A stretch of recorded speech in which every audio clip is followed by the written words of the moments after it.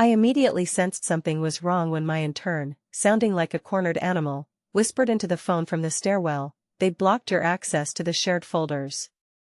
"Which ones?" I asked, feeling a knot of anxiety tightening inside. "All of them. Legal, even your own presentations." She was breathless, either from fear or running. "I heard Ethan Baker from purchasing joke that you're officially radioactive. There's already a special emoji in Slack for your departure." She hesitated. "He called you heels on wheels." Funny, I thought.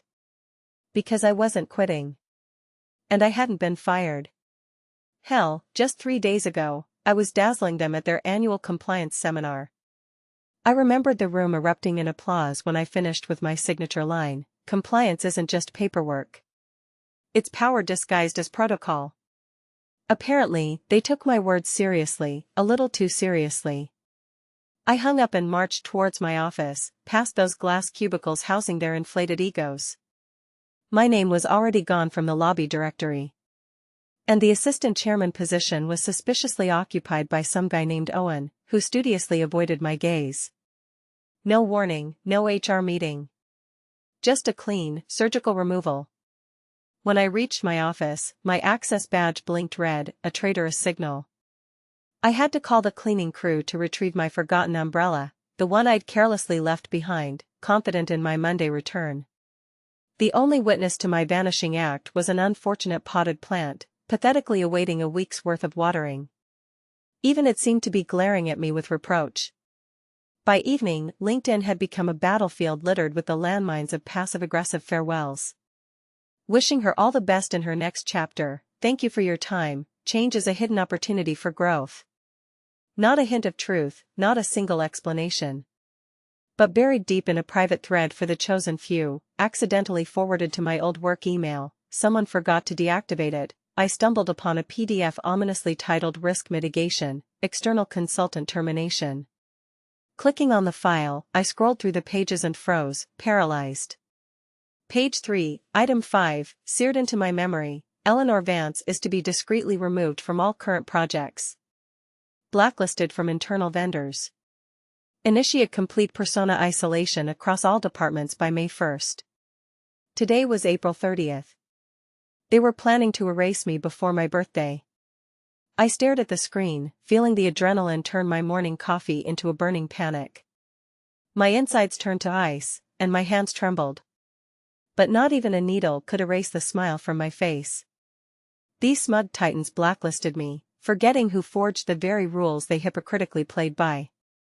And somewhere in the depths of their dusty archives, in a document they were too lazy to read, lurked a clause initialed by me.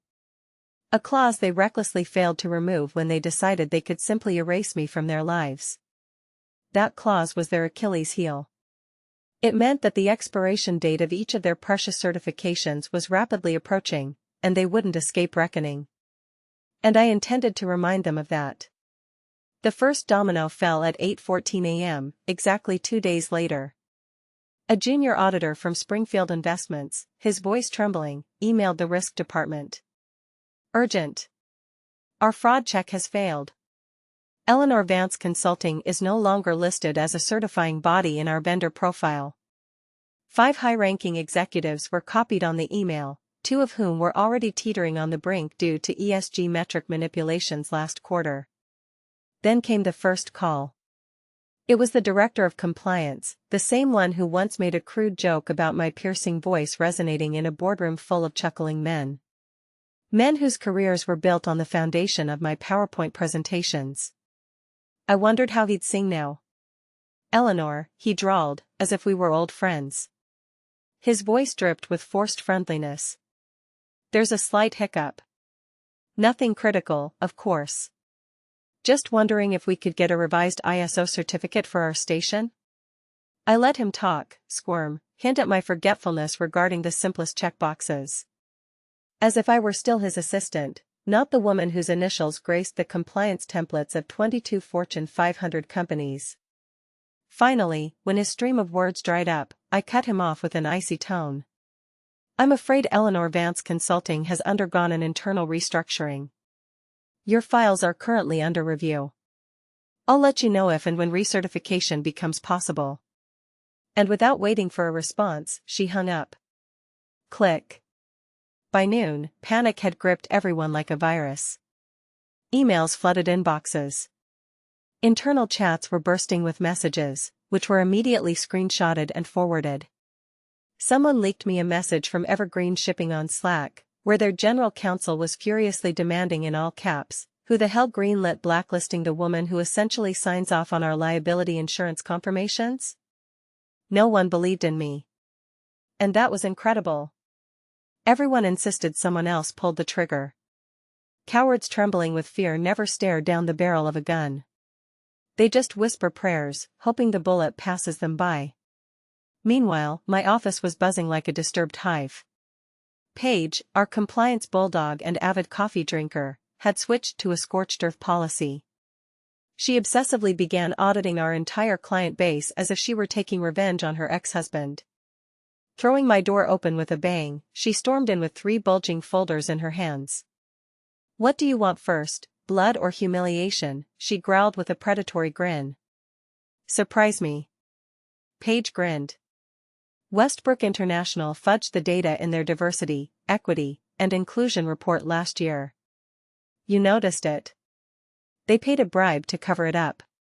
Prove it. Already sent everything to the SEC's Ethics Committee. Thus began my revenge.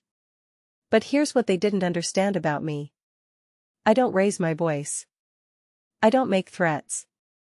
I document everything meticulously. I build impregnable legal fortresses out of regulations and footnotes in small print. And when I burn someone, it's slow, deliberate, like a candle flame melting marble. I walked over to my office window and gazed at the skyscrapers, where my former clients, trembling with tension, nervously sipped their overpriced espresso, praying that their internal risks wouldn't reach critical mass. They naively believed that my quiet removal from the list would be an elegant and strategically sound move. How wrong they were. In reality, they had activated a self-destruct mechanism, and this was only the first act of the tragedy. By Friday, they were begging for mercy. Not publicly, of course. They wouldn't have the courage until the prospect of litigation loomed. But their personal emails. Oh, it was pure balm to my soul. The subject line screamed panic, urgent request for clarification on Eleanor Vance's role in control, seeking avenues for restoration, immediately, woman to woman. The last one came from Brittany Sterling, that neutered Harvard graduate who loves gaslighting and kitten heels. I remember once she rolled her eyes in a meeting and said with a saccharine smile, "Eleanor, no offense, but compliance isn't a personality."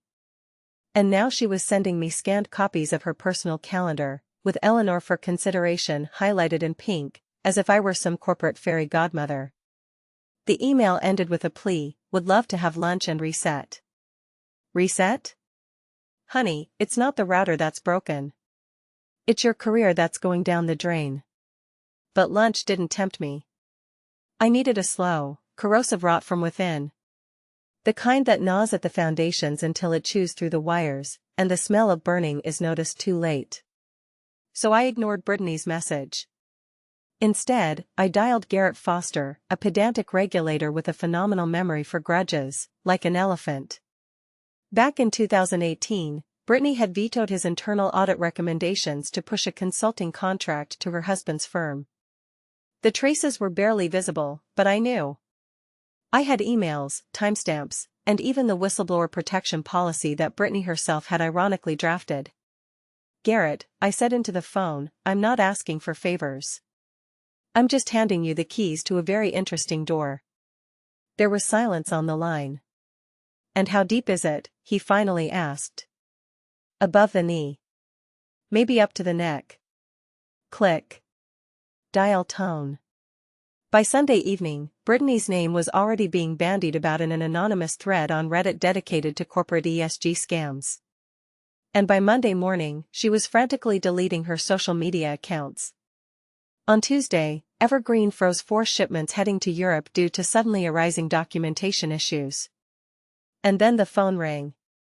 From those who had gleefully trampled my reputation into the mud of corporate PDFs, as if I were contagious.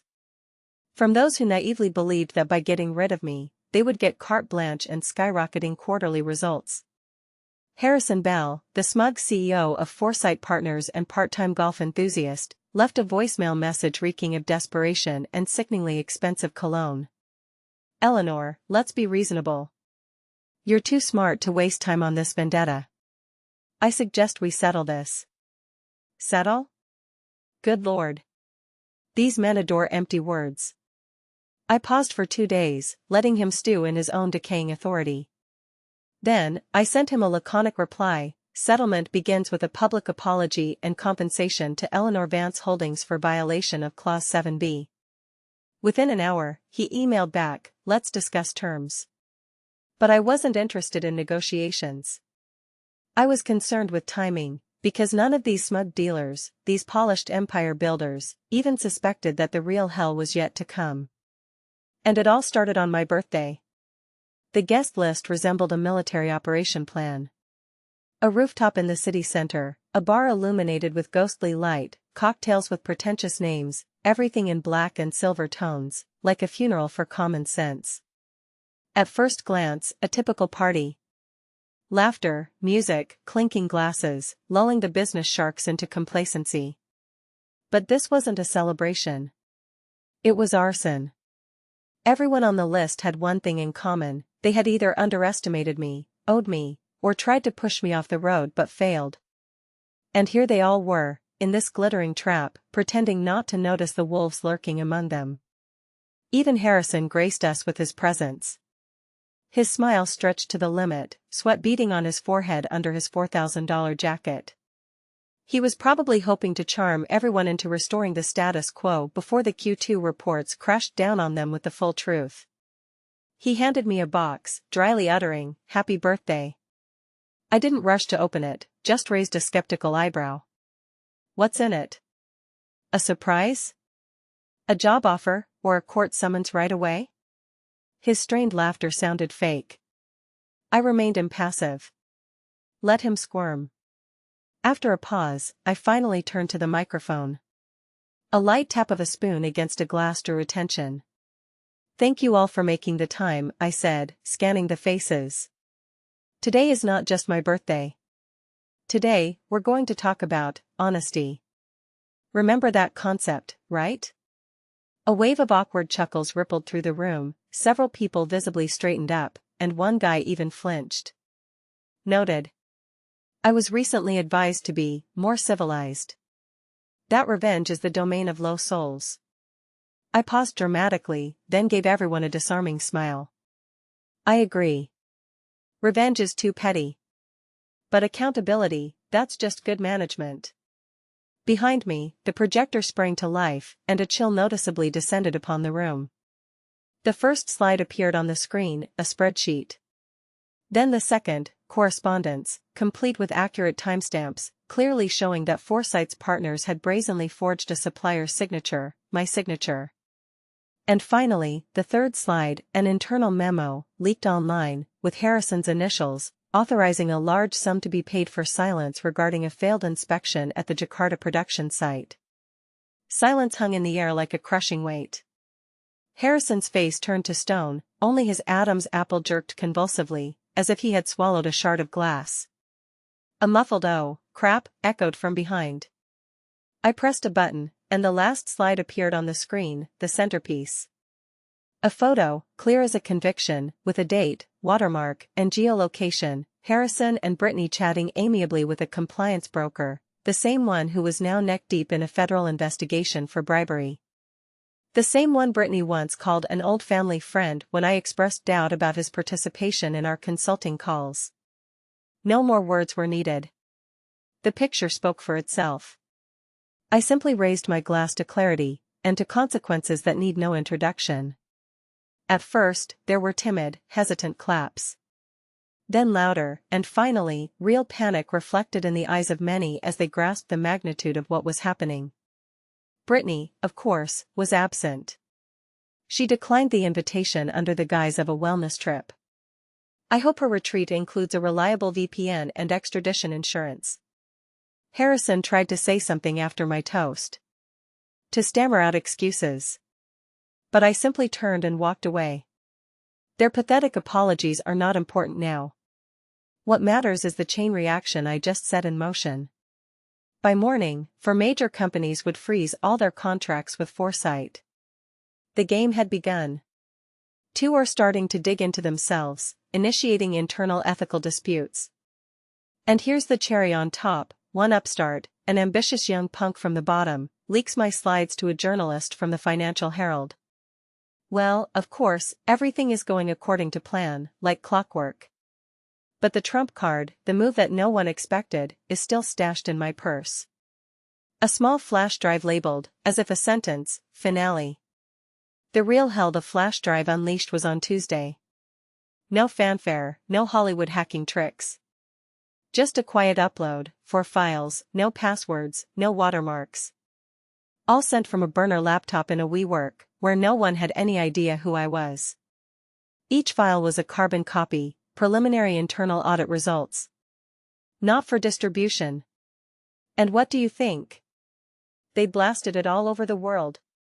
In less than 6 hours, the information had leaked to 2 industry watchdog groups, 1 European regulatory agency, and, my personal favorite, a disgruntled former LexCap employee who, miraculously, still had admin access to their internal Slack. The first file was a forensic analysis of the diversity audit that Westbrook had cooked up to snag a federal contract. The second was expense reports inflated to the heavens to mask bribes to some offshore shell corporation. The third punch was screenshots from Harrison's chat, where he didn't mince words calling regulators asinine clerks with tablets and mommy issues. And the fourth was a killer PDF of a contract, irrefutably proving that Brittany's ESG rating was slapped together on Eleanor Vance's old letterhead after I was blacklisted. The cherry on top was my signature. A crude, clumsy forgery. By Wednesday morning, 3 companies whose names had been splashed across the leaks had hastily shut down their social media accounts and churned out identical, strained statements. We are taking these allegations very seriously and are launching an internal review. Corporate haiku 4, we're screwed, and the lawyers are already speed dialing the morgue. But that wasn't the end. Not by a long shot. Because I had an ace up my sleeve. A name that, whispered in the right ear, could ignite a firestorm of unprecedented proportions. Jonah Hart. Senior editor at the Financial Herald. Pulitzer Prize finalist. He'd once written to me, asking for comment on a messy supply chain scandal I wouldn't touch with a 10-foot pole. I'd ignored him then. Now, I sent him everything, clean, organized, and annotated.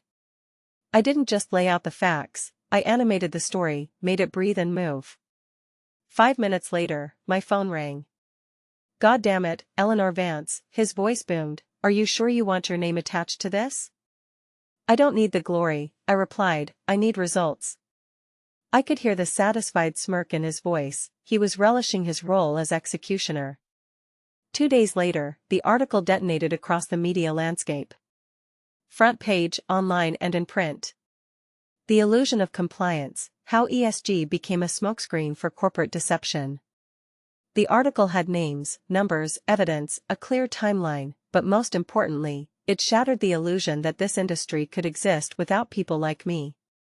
Or rather, without me.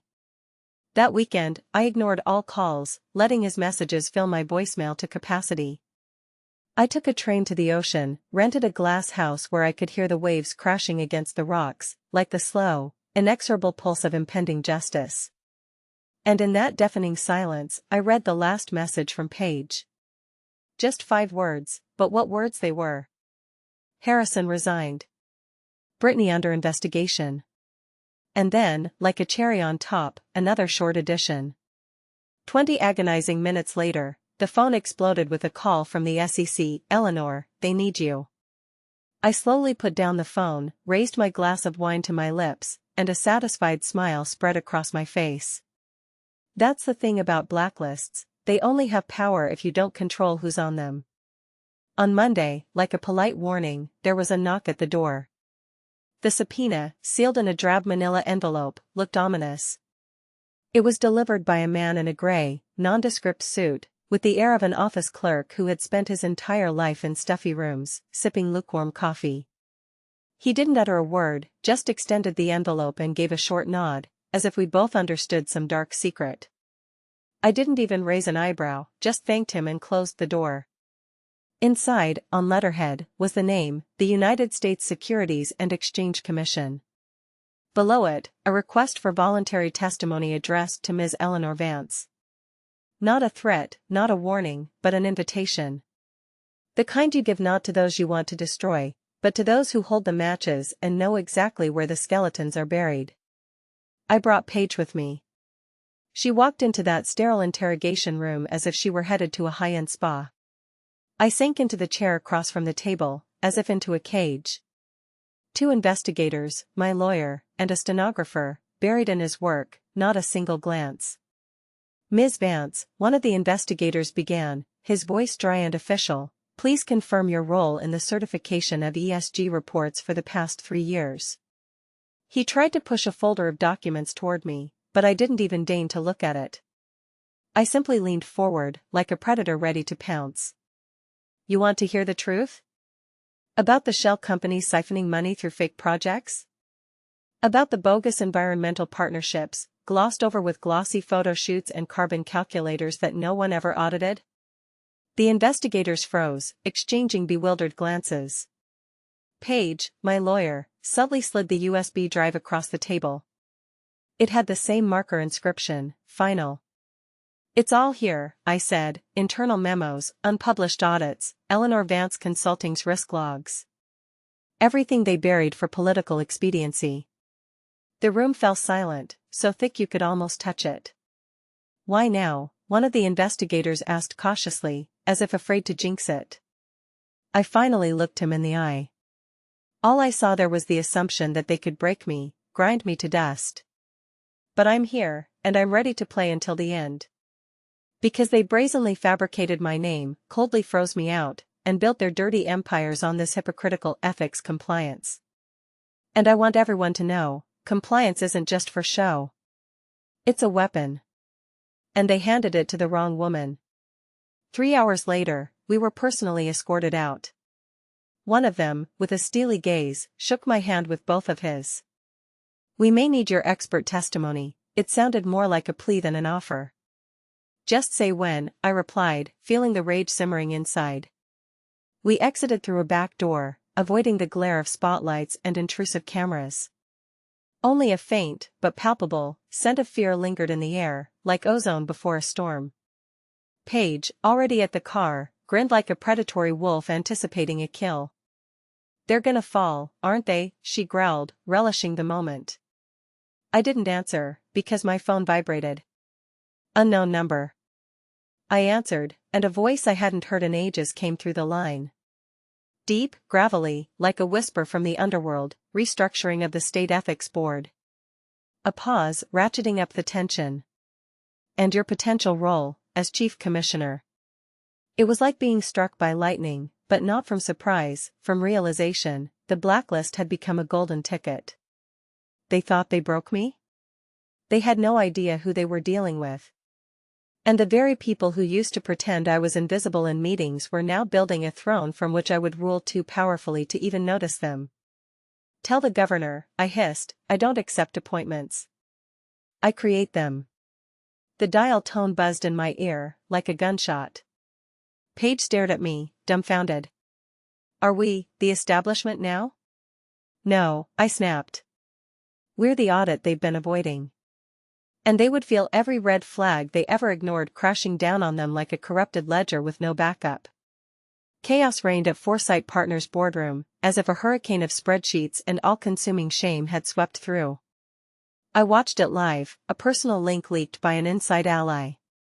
Barely muted microphones captured every sound of the bedlam, raised voices, the shuffle of shoes on marble floors, the desperate rustling of papers from a man who just realized his parachute was made of lies. Harrison wasn't talking anymore. He paced, jaw clenched, tie loosened like it had been strangling him all morning. Across from him, a lawyer sat whispering, leaning in with a furtive tone. A waste of time, he spat through gritted teeth, like venom. The vote was a foregone conclusion, 14-1. Motion passed. Harrison Bell's immediate suspension as CEO, pending a full investigation. The sole dissenting vote, predictably, belonged to Harrison himself. As the meeting adjourned, Naomi Hayes lingered, gathering her things. She stared intently into her webcam, and her voice was steel. For the record, I want it noted, I cautioned against blacklisting Eleanor Vance with the same fervor I would defend my own family. That same hour, the Financial Herald published the second installment of Jonah's bombshell investigation. The headline screamed, "Money Laundering Machine. How Corporations Used Ethics as a Weapon to Silence Truth-Tellers." My name was on the front pages again, but now I was calling the shots.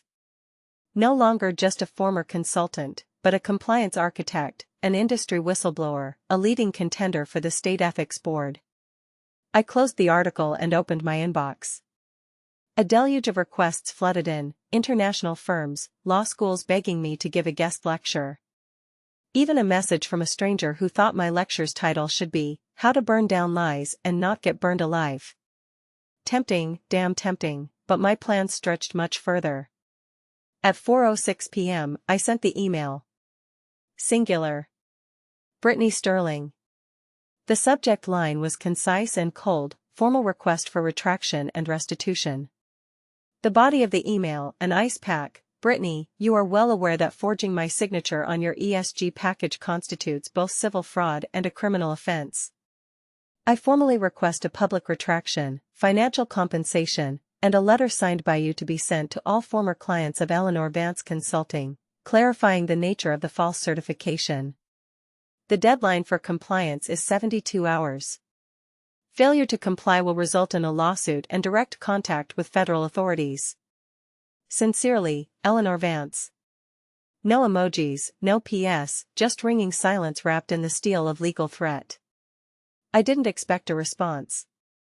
So, when my phone lit up 20 minutes later, displaying a short message from Brittany, "Name your price," I realized the storm had finally passed the denial stage.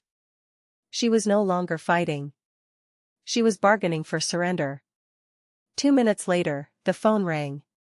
Paige gasped into the receiver, "She's giving in." "Not yet," I retorted. "This is just the beginning." But her grip was weakening, like a snake losing strength in its coils, when the only thing left is to slither away, into nothingness. I looked through the glass of my office, my new office, in this tower of glass and steel, where they swore I would never set foot again. The sunset blazed on the horizon, bathing the building in crimson light. Golden blood. Scarlet. Poetic, but not the finale. Not yet, because I had an ace up my sleeve. A hidden figure. A name that never surfaced in the leaks, because I guarded it like the apple of my eye. A name that tied all the threads into one tight knot. And it was about to fall from my lips. It wasn't Harrison, or Brittany, or even one of those gutted CEOs still squirming in humiliating apologies on LinkedIn, like counting the beads of their PR rosary. It was Declan Reed. You won't find him on most organizational charts. He's the eminence grise, the puppet master, the shadow advisor, a risk management consultant whose firm thrived in the shadows. Never signed his name. Never sent emails from traceable servers. But his dirty fingerprints were all over this decay. He was the one who wove that blacklist. It wasn't that I posed a threat to their reputation. No, the reason lay in my refusal to participate in his dirty game of offshore compliance, which he had turned into an underground casino. Every bribe was laundered, every certification whitewashed through a chain of intermediaries, until no one but me could remember who actually signed what. But I archived everything. Every meeting, every invoice, every voice memo where he cynically declared, "Ethics are flexible, Eleanor Vance, when there's big money at stake. That's why they need us." And now I had irrefutable evidence. Dates, shell companies, secret bribes via PayPal sent under false names, even a $22,000 check for a Mont Blanc pen he presented to a federal subcontractor as office supplies. And I leaked it all, not to the press, not to the SEC, but directly to his clients. Every firm that used Declan Reed as a compliance intermediary received a carefully prepared file titled Proof of Complicity. Non-disclosure is your responsibility. Threats weren't necessary. Silence proved more powerful than any weapon. Within 2 days, 3 companies panicked, accounts frozen, a preemptive lawsuit filed, a cowardly disclaimer of third-party involvement. Reed simply vanished, phone silent, website dead, office empty, as if after an atomic bombing. A message from Page read, "You turned a man to ashes with one flash drive." I said nothing, already heading to a meeting with the ethics committee. 11 pairs of eyes, sharp as razors, bore into me. The question came dryly, "Why are you applying for this position?" I smiled, putting all my resolve into it. "I'm not. I want the system to choose me. Until now, ethics have been a mere formality. I will make it a punishing sword."